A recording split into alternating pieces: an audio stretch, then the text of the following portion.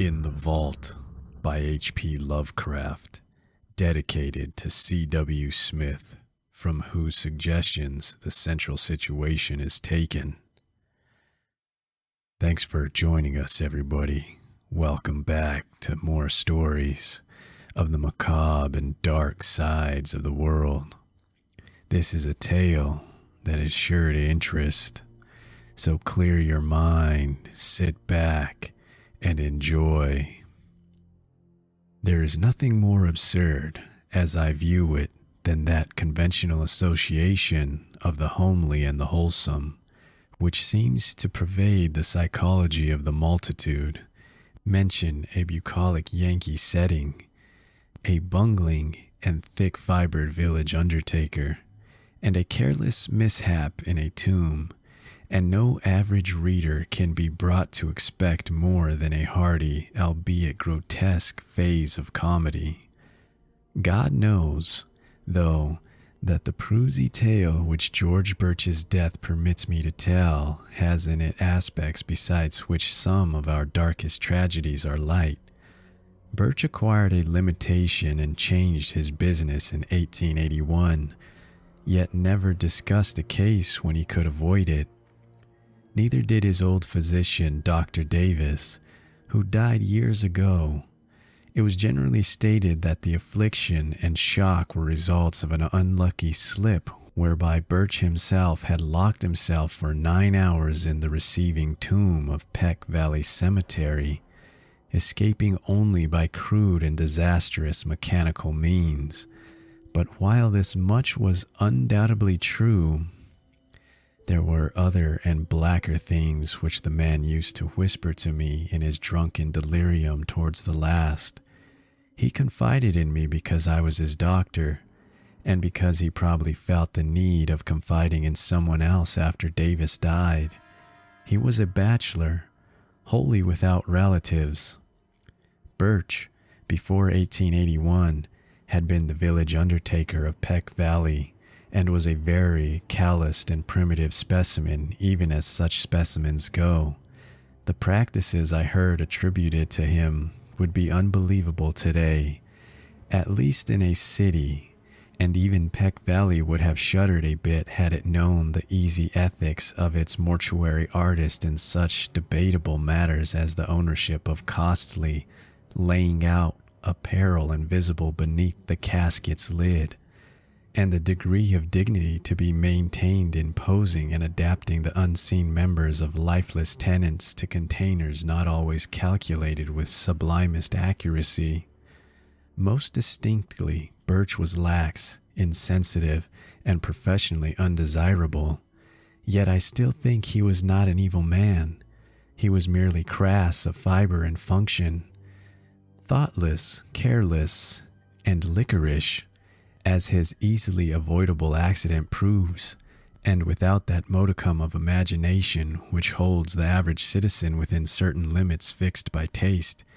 Just where to begin Birch's story I can hardly decide, since I am no practiced teller of tales. I suppose one should start in the cold December of 1880, when the ground froze and the cemetery delvers found they could dig no more graves till spring. Fortunately, the village was small and the death rate low, so that it was possible to give all of Birch's inanimate charges a temporary haven in the single antiquated receiving tomb. The undertaker grew doubly lethargic in the bitter weather and seemed to outdo even himself in carelessness. Never did he knock together flimsier and ungainlier caskets, or disregard more flagrantly the needs of the rusty lock on the tomb door which he slammed open and shut with such nonchalant abandon. At last the spring thaw came, and graves were laboriously prepared for the 9 silent harvests of the grim reaper which waited in the tomb.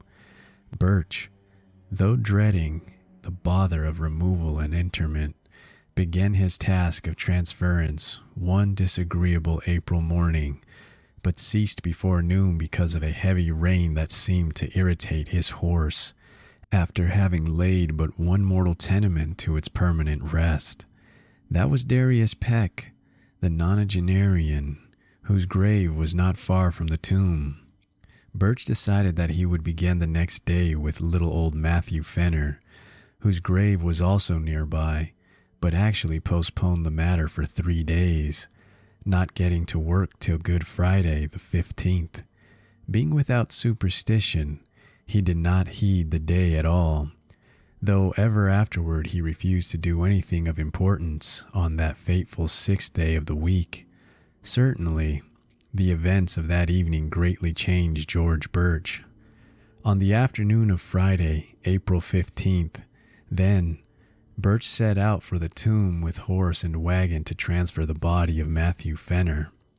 That he was not perfectly sober, he subsequently admitted, though he had not then taken the wholesale drinking by which he later tried to forget certain things. He was just dizzy and careless enough to annoy his sensitive horse, which as he drew it viciously up at the tomb neighed and pawed and tossed its head, much as on that former occasion when the rain had vexed it. The day was clear, but a high wind had sprung up, and Birch was glad to get to shelter as he unlocked the iron door and entered the side hill vault. Another might not have relished the damp, odorous chamber with the 8 carelessly placed coffins, but Birch in those days was insensitive and was concerned only in getting the right coffin for the right grave. He had not forgotten the criticism aroused when Hannah Bixby's relatives, wishing to transport her body to the cemetery in the city whither they had moved, found the casket of Judge Capwell beneath her headstone. The light was dim, but Birch's sight was good, and he did not get a Saf Sayers coffin by mistake, although it was very similar. He had, indeed, made that coffin for Matthew Fenner, but had cast it aside at last as too awkward and flimsy, in a fit of curious sentimentality aroused by recalling how kindly and generous the little old man had been to him during his bankruptcy 5 years before. He gave old Matt the very best his skills could produce, but was thrifty enough to save the rejected specimen, and to use it when Asaph Sawyer died of a malignant fever. Sawyer was not a lovable man, and many stories were told of his almost inhuman vindictiveness and tenacious memory for wrongs, real or fancied.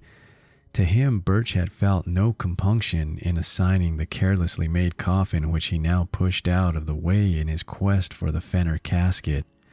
It was just as he had recognized old Matt's coffin that the door slammed to in the wind, leaving him in a dusk even deeper than before. The narrow transom admitted only the feeblest of rays, and the overhead ventilation funnel virtually none at all, so that he was reduced to a profane fumbling as he made his halting way among the long boxes toward the latch. In this funeral twilight he rattled the rusty handles, pushed at the iron panels, and wondered why the massive portal had grown so suddenly recalcitrant. In this twilight, too, he began to realize the truth and to shout loudly as if his horse outside could do more than neigh an unsympathetic reply, for the long-neglected latch was obviously broken, leaving the careless undertaker trapped in the vault, a victim of his own oversight. The thing must have happened at about 3:30 in the afternoon. Birch, being by temperament phlegmatic and practical, did not shout long, but proceeded to grope about for some tools which he recalled seeing in a corner of the tomb. It is doubtful whether he was touched at all by the horror and exquisite weirdness of his position, but the bald fact of imprisonment so far from the daily paths of men was enough to exasperate him thoroughly. His day's work was sadly interrupted, and unless chance presently brought some rambler hither, he might have to remain all night or longer. The pile of tools soon reached, and a hammer and chisel selected, Birch returned over the coffins to the door. The air had begun to be exceedingly unwholesome, but to this detail he paid no attention as he toiled, half by feeling, at the heavy and corroded metal of the latch. He would have given much for a lantern or bit of a candle, but lacking these, bungled semi-sightlessly as best he might. When he perceived that the latch was hopelessly unyielding, at least to such meager tools and under such tenebrous conditions as these, Birch glanced about for other possible points of escape. The vault had been dug from a hillside, so that the narrow ventilation funnel in the top ran through several feet of earth, making this direction utterly useless to consider. Over the door, however, the high, slit-like transom in the brick facade gave promise of possible enlargement to a diligent worker. Hence upon this his eyes long rested as he racked his brain for means to reach it. There was nothing like a ladder in the tomb, and the coffin niches on the sides and rear, which Birch seldom took the trouble to use, afforded no ascent to the space above the door. Only the coffins themselves remained as potential stepping stones, and as he considered these, he speculated on the best mode of arranging them. 3 coffin heights, he reckoned, would permit him to reach the transom, but he could do better with 4. The boxes were fairly even, and could be piled up like blocks, so he began to compute how he might most stably use the 8 to rear a scalable platform for deep. As he planned, he could not but wish that the units of his contemplated staircase had been more securely made. Whether he had imagination enough to wish they were empty is strongly to be doubted. Finally, he decided to lay a base of 3 parallel with the wall, to place upon this 2 layers of 2 each, and upon these a single box to serve as the platform. This arrangement could be ascended with a minimum of awkwardness, and would furnish the desired height.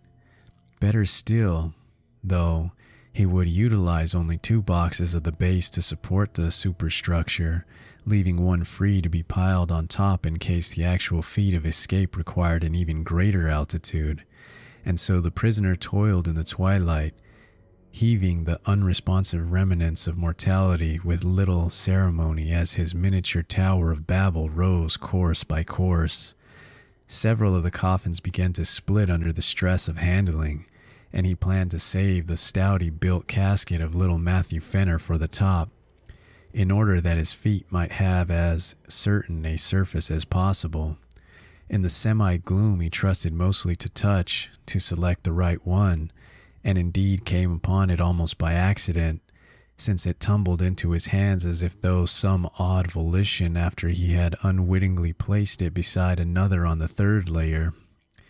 The tower at length finished, and his aching arms rested by a pause during which he sat on the bottom step of his grim device. Birch cautiously ascended with his tools and stood abreast of the narrow transom. The borders of the space were entirely of brick, and there seemed little doubt but that he could shortly chisel away enough to allow his body to pass. As his hammer blows began to fall, the horse outside whined in a tone which may have been encouraging and may have been mocking. In either case, it would have been appropriate, for the unexpected tenacity of the easy-looking brickwork was surely a sardonic commentary on the vanity of mortal hopes, and the source of a task whose performance deserved every possible stimulus. Dusk fell and found Birch still toiling. He worked largely by filling now, since newly gathered clouds hid the moon, and though progress was still slow, he felt heartened at the extent of his encroachments on the top and bottom of the aperture. He could, he was sure, get out by midnight, though it is characteristic of him that this thought was untinged with eerie implications. Undisturbed by oppressive reflections on the time, the place, and the company beneath his feet, he philosophically chipped away the stony brickwork, cursing when a fragment hit him in the face, and laughing when one struck the increasingly excited horse that pawed near the cypress tree. In time the hole grew so large that he ventured to try his body in it now and then, shifting about so that the coffins beneath him rocked and creaked.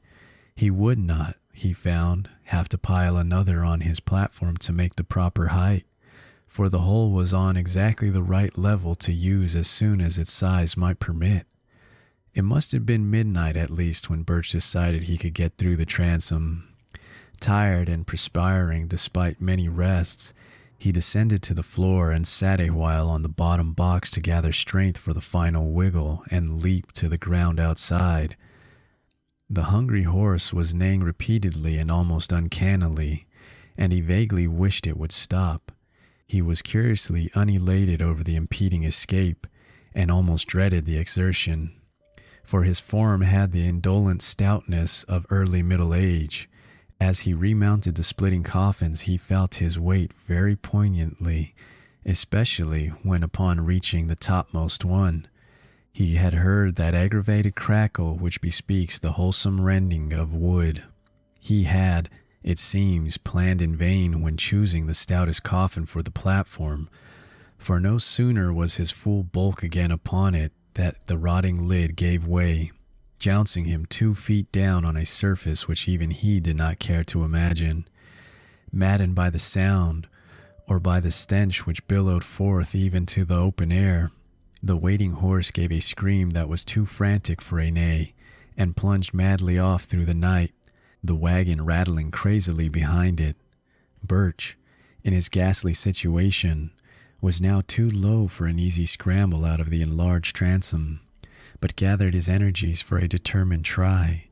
Clutching the edges of the aperture, he sought to pull himself up, when he noticed a queer retardation in the form of an apparent drag on both his ankles.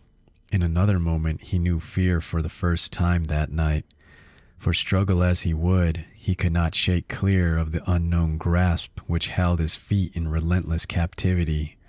Horrible pains, as of savage wounds, shot through his calves, and in his mind was a vortex of fright mixed with an unquenchable materialism that suggested splinters, loose nails, or some other attribute of a breaking wooden box. Perhaps he screamed. At any rate, he kicked and squirmed frantically and automatically whilst his consciousness was almost eclipsed in a half swoon. Instinct guided him in his wiggle through the transom, and in the crawl which followed his jarring thud on the damp ground. He could not walk, it appeared, and the emerging moon must have witnessed a horrible sight as he dragged his bleeding ankles towards the cemetery lodge, his fingers clawing the black mold in brainless haste, and his body responding with the maddening slowness from which one suffers when chased by the phantoms of nightmare. There was evidently, however, no pursuer, for he was alone and alive when Armington, the lodge-keeper, answered his feeble clawing at the door. Armington helped Birch to the outside of a spare bed and sent his little son Edwin for Dr. Davis. The afflicted man was fully conscious, but would say nothing of any consequence, merely muttering such things as, "Oh, my ankles, let go," or "Shut in the tomb." The doctor came with the medicine case and asked crisp questions, and removed the patient's outer clothing, shoes, and socks. The wounds, for both ankles were frightfully lacerated about the Achilles tendons, seemed to puzzle the old physician greatly, and finally almost to frighten him. His questioning grew more than medically tense, and his hands shook as he dressed the mangled members, binding them as if he wished to get the wounds out of sight as quickly as possible. For an impersonal doctor, Davis's ominous and awestruck cross-examination became very strange indeed, as he sought to drain from the weakened undertaker every last detail of his horrible experience. He was oddly anxious to know if Birch were sure, absolutely sure, or the identity of the top coffin of the pile, how he had chosen it, how he had been certain of it as the Fenner coffin in the dusk, and how he had distinguished it from the inferior duplicate coffin of vicious Asaph Sawyer. Would the firm Fenner casket have caved in so readily? Davis, an old-time village practitioner, had of course seen both at the respective funerals, as indeed he had attended both Fenner and Sawyer in their last illnesses. He had even wondered at Sawyer's funeral how the vindictive farmer had managed to lie straight in a box so closely akin to that of a diminutive Fenner. After a full 2 hours, Dr. Davis left, urging Birch to insist at all times that his wounds were caused entirely by loose nails and splintering wood. What else, he added, could ever in any case be proved or believed? But it would be well to say as little as could be said, and to let no other doctor treat the wounds. Birch heeded this advice all the rest of his life till he told me his story. And when I saw the scars, ancient and whitened as they then were, I agreed that he was wise in so doing. He always remained lame, for the great tendons had been severed, but I think the greatest lameness was in his soul. His thinking processes, once so phlegmatic and logical, had become ineffably scarred, and it was pitiful to note his response to certain chance allusions such as Friday, tomb, coffin, and words of less obvious concatenation. His frightened horse had gone home, but his frightened wits never quite did that. He changed his business, but something always preyed upon him. It may have been just fear, and it may have been fear mixed with a queer belated sort of remorse for bygone crudities. His drinking, of course, only aggravated what it was meant to alleviate. When Dr. Davis left Birch that night, he had taken a lantern and gone to the old receiving tomb.